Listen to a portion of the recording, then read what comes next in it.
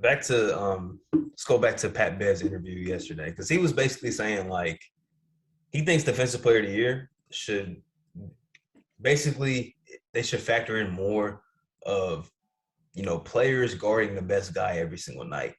And basically he was referring to Rudy. He was saying like he doesn't do that. Like Rudy's not guarding the best dude every single night.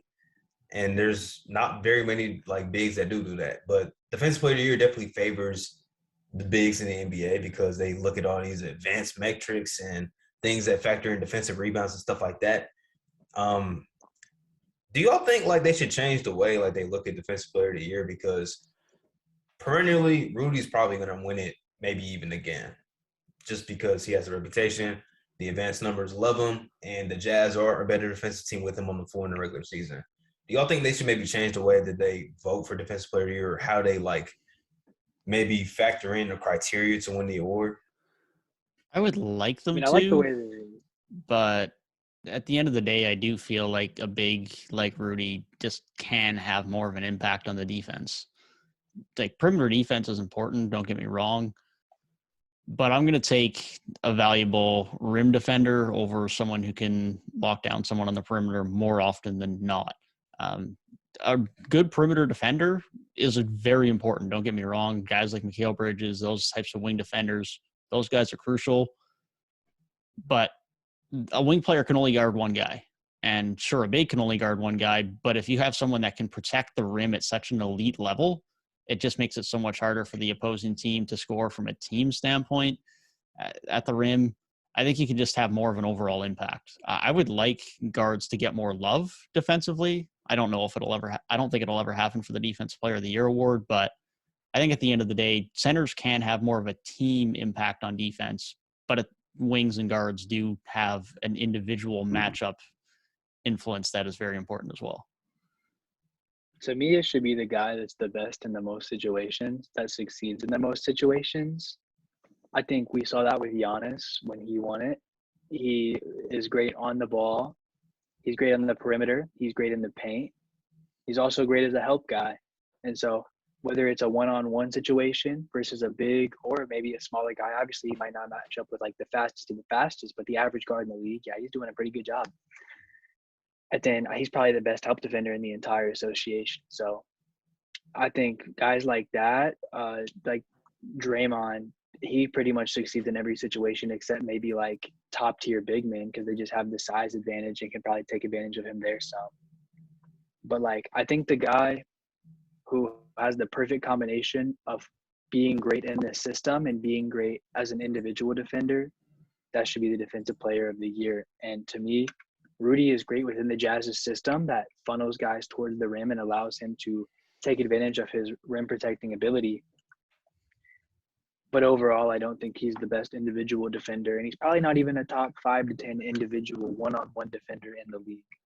We even seen like one-on-one, he's been cooked by like Jokic and Embiid so many times. And so it's like, if you're not even doing great jobs in the top tier big men, it's really just the system that it looks like is carrying you. Definitely, it's an interesting conversation. Pat Bev was saying he thinks the coaches should vote on it because essentially those are the guys that are game planning every single night for these great defenders. And the media guys, I just feel like they get very repetitive, man, and they just look at all these advanced stats, blah, blah, blah, that nobody knows what the hell this stuff even means. And that's how you see Rudy's like, what, a 3-time Defensive Player of the Year winner? I think. And he might be 2. Either 2 or 3. I feel like 2, but let's look. I feel like he won it back to back 3. before Giannis won it. It's 3. Yeah.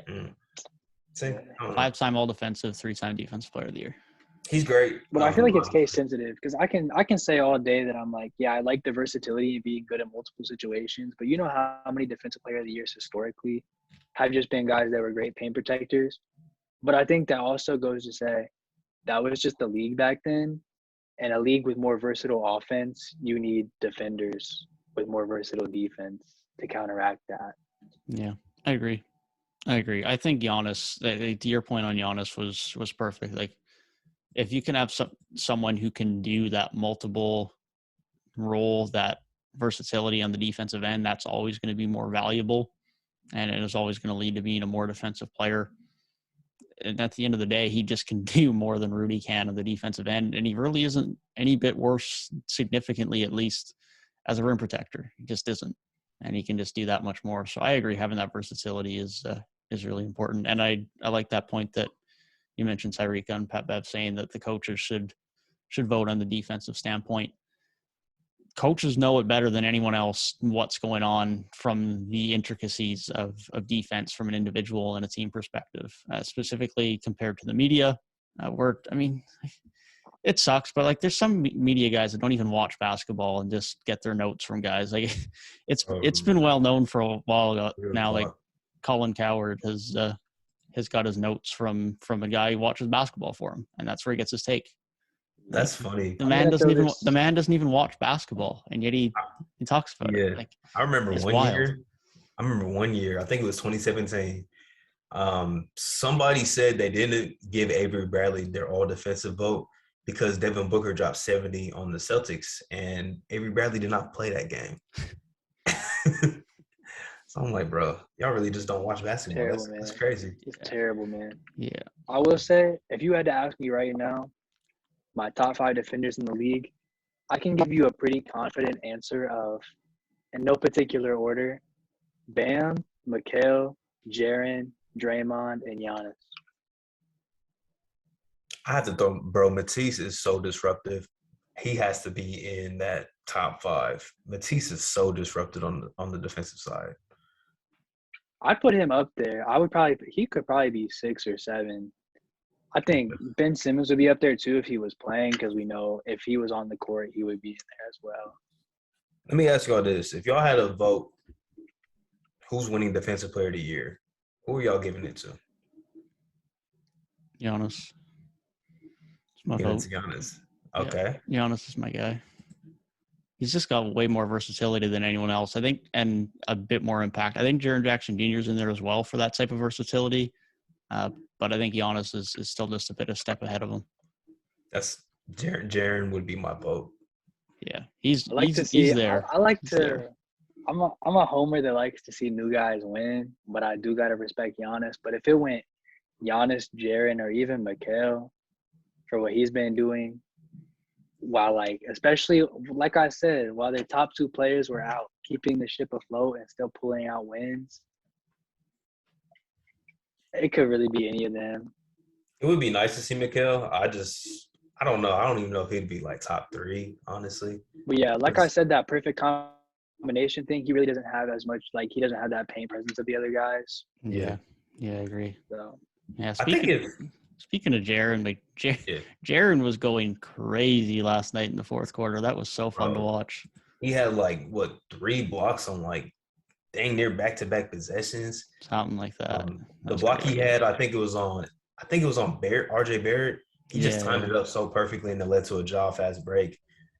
Dog, Jaren's he's coming into his own, man. It's kind of going a little under the radar because of how spectacular Ja has been, but he's been really good this season, and I think he's tapping into what his NBA role is, and it's being that stretch big that is really elite on the defensive side of the floor. Yeah. I always thought he was on a really good trajectory. When he got drafted, I always thought I never thought he'd be the best player on a great team, but I definitely thought he could be a number 2 or 3, very impactful. And so the fact that they got Ja, it really sucks that Jaren missed over a year of play pretty much. I think it was over a year. It felt like he didn't play for a very long time, but I'm happy that didn't derail him too much and he's able to actually get where he should have been probably a couple years ago if he didn't get hurt. Yeah, the injuries have been his biggest flaw, but he's been relatively healthy this year. He's been, really playing his best basketball, I'd say. He's been really good. That Memphis team has just been really good. I don't know if I heard it correctly, but they were saying they're one of the top defenses in the league. I don't know how true that is. I think that's about right. I think that's about right. And they were terrible defensively to start the year as well, but they 10, 15 games in and around when Dillon Brooks came back, they just flipped the switch. And they've been one of the top defensive teams since, for sure.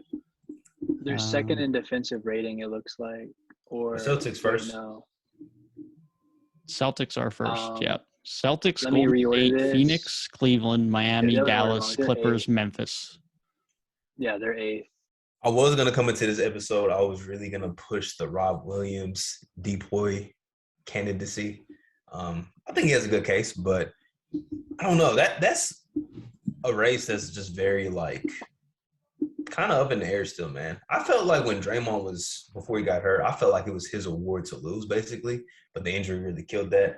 So now it's like, man, you got your Giannis's, you got your Bams, you got your Jaren's. Rob Williams is making a run. Maybe Mikal's in the conversation. So many candidates for this award, man. Kind of similar to the MVP. It's just Yeah, hard to put I it on agree. Rob Williams because that team has so many good defenders. But he's probably the most impactful, man. I can't lie. He erases so much stuff at the rim every night. So much. Like he really makes up for a lot.